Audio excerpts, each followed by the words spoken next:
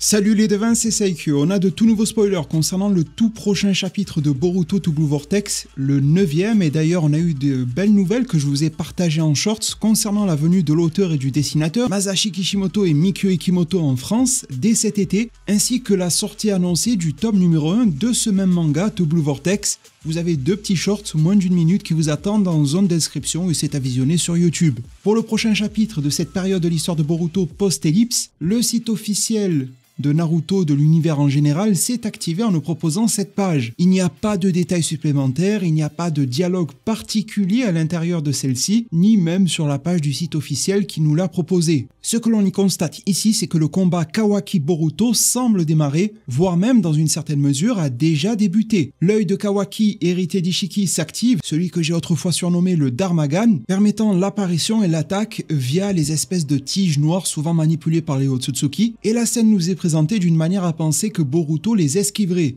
Je reste dans l'hypothétique parce que s'il y a bien une chose que l'on a pu remarquer depuis la proposition de ces extraits via le site officiel de Naruto, c'est que c'est systématiquement sorti d'un contexte particulier, qui donne une direction, une signification aux extraits. Et là d'ailleurs, lorsque l'on regarde cette case dans son intégralité, mais aussi la suite, avec ce Kawaki probablement choqué de la situation et de l'esquive de Boruto, la présence de Delta, on peut se poser beaucoup de questions, parce qu'on en était laissé au 8ème, à l'invasion, si on peut le dire ainsi, de la part de Jura et de Hidari, leur rencontre avec les plus jeunes tels que Himawari, le cas de son chakra de Biju, identifié comme tel par l'arbre Shinju lui-même, et plutôt que de nous teaser avec une page qui amplifierait la situation autour d'Himawari, médiatiquement parlant en tout cas, non, les ayants droit choisissent de nous proposer autre chose. Il y aura probablement plusieurs plats au menu, et je me demande s'ils ne sont pas tous connectés. Outre la discussion que l'on peut avoir sur ce Kawaki face à Boruto, je me demande surtout comment ils ont fait pour entrer en contact. À l'intérieur du chapitre numéro 8, Boruto s'était éclipsé. Il avait filé entre les doigts de Kawaki, on avait senti que la pilule avait du mal à passer pour ce dernier, mais il n'avait a priori pas de moyen particulier de réidentifier et relocaliser Boruto. C'est désormais chose faite et les deux se font face. Je me demande alors entre autres, car les idées fusent réellement, si Boruto n'a pas dû rebrousser chemin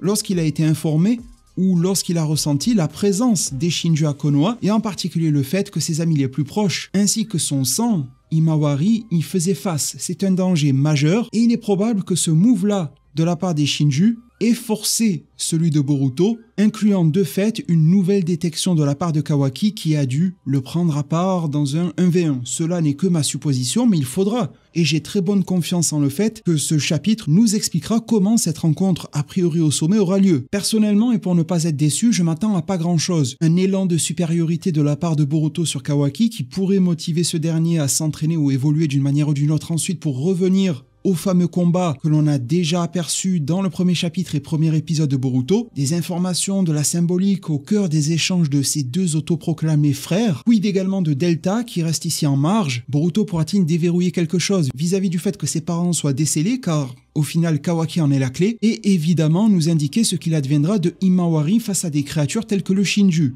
Pour clôturer cette vidéo en beauté, sachez que nous avons également une preview officielle, un mix justement de visuels principalement centrés sur les égaux créatures, mais également Himawari au centre. Voilà pourquoi il m'est impossible d'imaginer qu'elle ne soit pas une partie intégrante et majeure de ce chapitre-là. Preview qui nous disait, je cite, « L'arbre divin Jura apparaît à Konoha, chassant le chakra de Naruto. Cependant, la personne sur laquelle il tombe à la fin de cette poursuite n'est pas Naruto. » Trois petits points, point d'interrogation. Cela pose clairement le cadre. J'aimerais également, sans être pessimiste, saupoudrer cette vidéo du fait que cela me paraît être beaucoup, à la fois le cas des Shinju que de Boruto Kawaki à traiter pour un seul chapitre. Donc soyons confiants quant à la qualité de ce 9e chapitre, mais soyons également alertés et prévenus du fait que l'on risque fortement, grandement, de rester sur notre faim, et ce d'ici le mois suivant. Cette vidéo me permet de rappeler s'il y a des fans et lecteurs de Dragon Ball Super par ici qu'il n'y a pas de chapitre ce mois-ci, et que je vous tiendrai informé, que cela soit du côté de Boruto, de Dragon Ball Super et autres, en temps et en heure comme à l'accoutumée. Merci infiniment de m'avoir suivi du début à la fin de cette vidéo, pour votre soutien, pour vos pouces bleus, abonnements, cloche des notifications. Merci vraiment, vraiment pour tout, prenez tous extrêmement bien soin de votre futur, et à plus pour de prochains arts divinatoires.